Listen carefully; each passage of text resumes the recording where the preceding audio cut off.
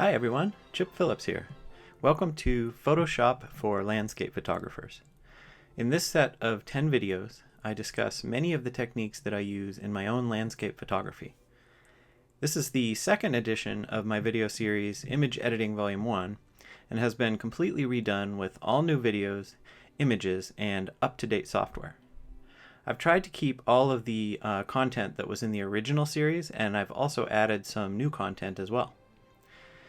This set of videos isn't really a how-to guide for Photoshop or Lightroom, but more of a set of tools to further your own creativity.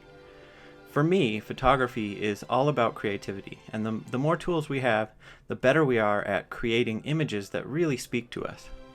The concepts in these videos are intermediate to advanced in nature, so a basic understanding of the fundamentals of both Photoshop and Lightroom are recommended.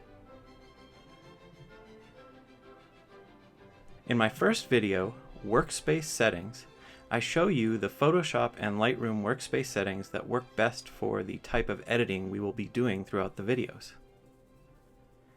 In my second video, Layers, I discuss the advantage to using layers in Photoshop and demonstrate some of my favorite types of adjustment layers and how I use them. I also discuss the main adjustments that can be made to layers, including opacity and various different blending modes. In my third video, Layer Masks, I talk about how to make and use layer masks throughout the editing process and demonstrate some of my techniques for using them.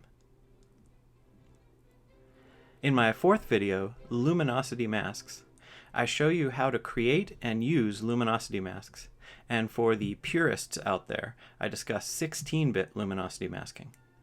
I demonstrate the benefits of using these masks and apply them on some of my images. And I also talk about Tony Kuyper's 16-bit action panel and the benefits of using this really cool piece of software.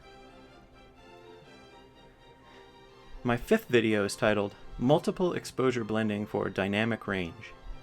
In the beginning of this video, you will be joining me out in the field while on location in the Palouse, where I'll demonstrate my shooting techniques for capturing all of the dynamic range within a scene. Later on, I will demonstrate 3 different blending techniques on 3 different images.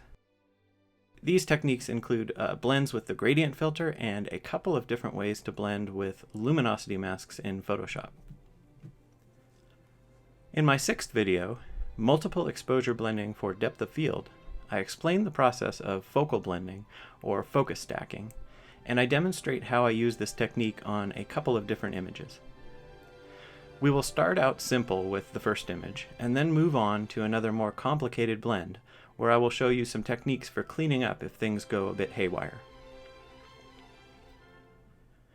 In my seventh video, Micro Contrast, I describe the different techniques that I use to enhance micro contrast or fine detail contrast within various parts of my images. I also talk about how to apply these techniques with the use of luminosity masks.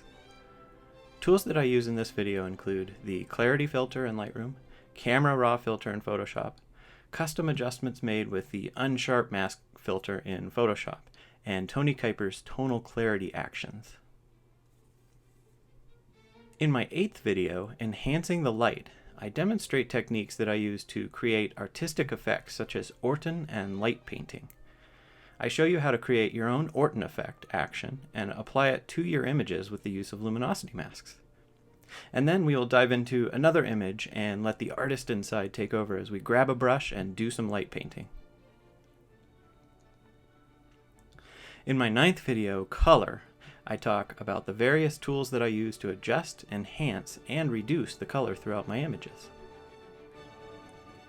In my last video, Sharpening, I discuss how I sharpen my images for both the web and for print. I demonstrate how to create a web sharpening action of your own and how to use Tony Kuyper's web sharpen action for displaying images on the web.